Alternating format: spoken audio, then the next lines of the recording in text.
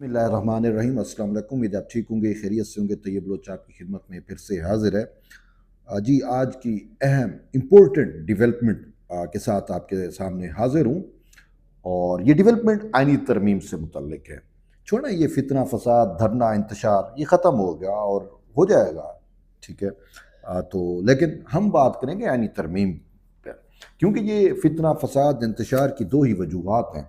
एक तो यही थी कि किसी तरीके से शंघाई ताउन तंजीम का जो सरबराही इजलास है उसको जो है वो डिरेल किया जाए, वो ना हो सके, कोई बदमज़गी पैदा की जाए, क्योंकि आलमी वफूद आ रहे हैं। और दूसरा मामला ये है कि आइनी तरमीम ना हो सके। आइनी तरमीम भी इन्हीं दिनों में होनी है। बहरहाल किसी हद तक हुकूमत कामयाब हो गई और जो कुछ भी है वो आपके सामने है। लेकिन आइनी तरमीम पे हम आते हैं, वो डेवलपमेंट है, सबसे अहम ब्रेकिंग डेवलपमेंट है। और डेवलपमेंट ये है कि हुकूमत और पाकिस्तान पीपल्स पार्टी जो है उनके दरमियान इतफाक़ हो चुका है कॉन्स्टिट्यूशनल कोर्ट के क़याम पे आए। और इस हवाले से जो आइनी तरमीम आ रही हैं मुजवज़ा तौर पे, उन्होंने एक मुश्तरका कमेटी बना दी है। ये है डेवलपमेंट। पहले इंडिविजुअली काम कर रहे थे, नून लीग का अपना, पीपल्स पार्टी अपने तौर पे, JUI फे और ये सारा कुछ और हर कोई। लेकिन लीड चूँकि बिलावल भुट्टो ज़रदारी कर रहे हैं और बिलावल साहब ने शहबाज शरीफ को कहा, मियाँ साहब को, कि अब जो है वो हम इसको देखते हैं, कॉन्स्टिट्यूशनल कोर्ट का क़याम करते हैं, जजेस की अपॉइंटमेंट। और ये जो ऐसे तरमीम हैं जिनके ऊपर मैक्सिमम हम इत्तफ़ाक़ राय पैदा कर सकते हैं, उनको हम लेके आते हैं। बाकी विश लिस्ट तो बहुत बड़ी है, उनको बाद में भी हम देखते रहेंगे। लेकिन जिन पे इत्तफ़ाक़ राय हो गया उनको जो है वो फिलफोर हम पास करा लेंगे। तो वज़ीर-ए-आज़म की जानिब से जब बिलावल भुट्टो ज़रदारी को मैंडेट दे दिया गया, तो फिर बिलावल भुट्टो ज़रदारी मुतहर्रिक हुए आपके सामने। उन्होंने जो है वो आवाम को ऑन बोर्ड लेने की कोशिश की through media, through social media campaigns के, और फिर जो है अपने इंटरव्यूज़ के ज़रिए, और फिर जो दीगर स्टेक होल्डर्स हैं, ख़ासकर जो है वो वुकला बार एसोसिएशंस हो गई, उनको ऑन बोर्ड ले रहे हैं। तो बिलावल बहुत ज़्यादा वर्क कर रहे हैं। पिछले दिनों हमारे कोर्ट रिपोर्टर से भी उन्होंने मीटिंग की, कि कोर्ट रिपोर्टर भी स्टेक होल्डर हैं चूँकि सुप्रीम कोर्ट का और कॉन्स्टिट्यूशनल कोर्ट का। तो ये भी उन्होंने अटेम्प्ट्स की। तो यूँ अब जो इम्पोर्टेंट डेवलपमेंट है वो ये है कि पाकिस्तान पीपल्स पार्टी और पाकिस्तान मुस्लिम लीग नून ने एक मुश्तरका कमेटी बनाई है कॉन्स्टिट्यूशनल कोर्ट और आइनी तरमीम से मुतल्लिक, जिसको टास्क ये दिया गया है कि आप पार्लिमानी पार्टी के रहनुमाओं से, लीडरों से मिलें और इत्तफाक़ राय पैदा करें। अब कमेटी के अंदर जो है वो नैयर हुसैन बुखारी जो जनरल सेक्रेटरी है पाकिस्तान पीपल्स पार्टी के, वो और शरी रहमान ये पीपल्स पार्टी की जानिब से हैं, और पाकिस्तान मुस्लिम लीग नून की जानिब से जो हैं वो इसहाक डार, जो डिप्टी वज़ीर आज़म भी हैं और वज़ीर ख़ारजा भी हैं, इसहाक डार साहब हो गए, और दूसरा ख्वाजा साद रफ़ी। तो यूँ ये 4 रुकनी अभी कमेटी बनी है, इसमें मज़ीद भी ऐड हो सकता है। तो ये PP और जो है पाकिस्तान मुस्लिम लीग नून की जॉइंट कमेटी है आइनी के अदालतों के क़याम या आइनी तरमीम के हवाले से।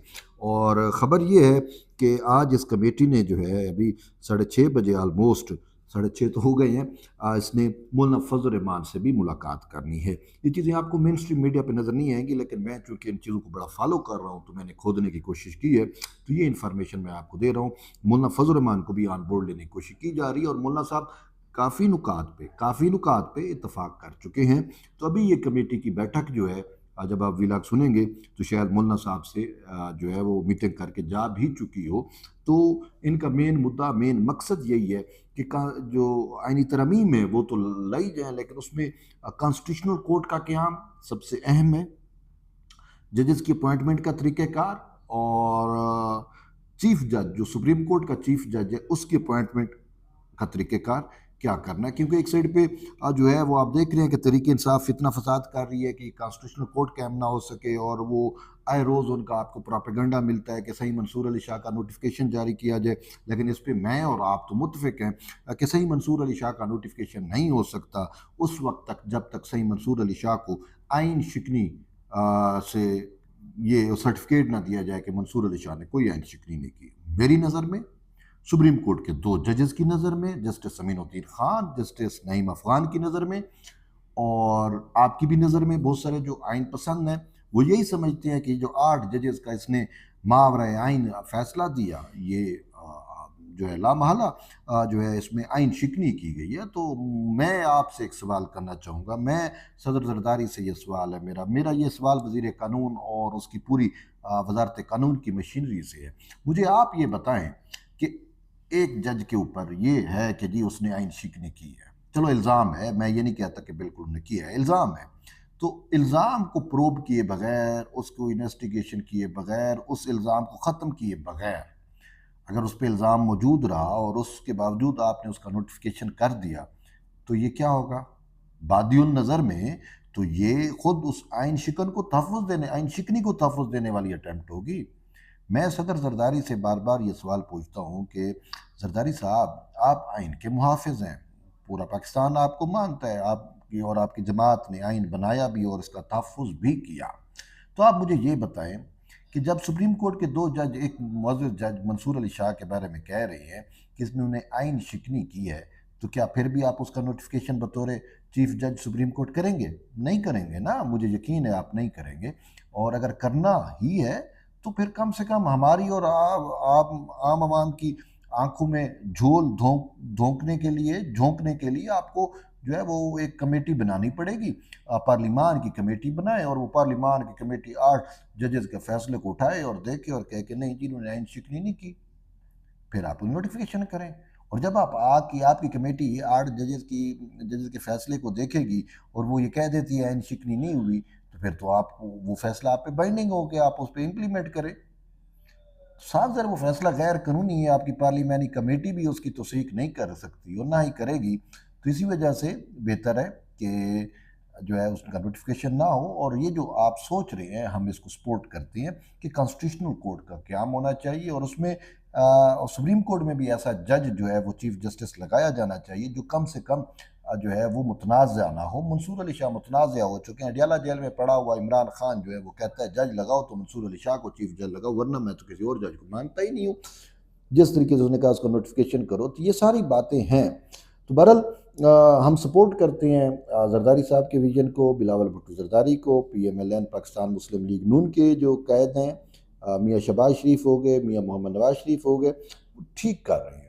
ये वक्त की ज़रूरत है कॉन्स्टिट्यूशनल कोर्ट और आपको कायम करनी ही चाहिए। ये जो अब कमेटी बनी है, इस कमेटी का जो बनना है वो ही बेसिकली एक खुश आइंद बात है कि कम से कम जो दो बड़े स्टेक होल्डर हैं, PMLN और पीपल्स पार्टी, जो जिनके चार्टर ऑफ डेमोक्रेसी पे जिनके दस्तखत हैं, वो अब जो है मुत्तफिक हो चुके हैं और उनकी ये जॉइंट कमेटी जो है वो हमें नज़र आ रहा है। अब इसमें नैयर बुखारी जी, शरीर रहमान, इसहाक डार और ख्वाजा साद रफ़ीक, तो ये बड़े हैवी मैंडेट पॉलिटिशियन है, सियासतदान है। तो इनकी सरबराही में जो है वो अब हमें उम्मीद की किरण नज़र आ रही है और होपफुली ये मौलाना साहब को भी राज़ी कर लेंगे।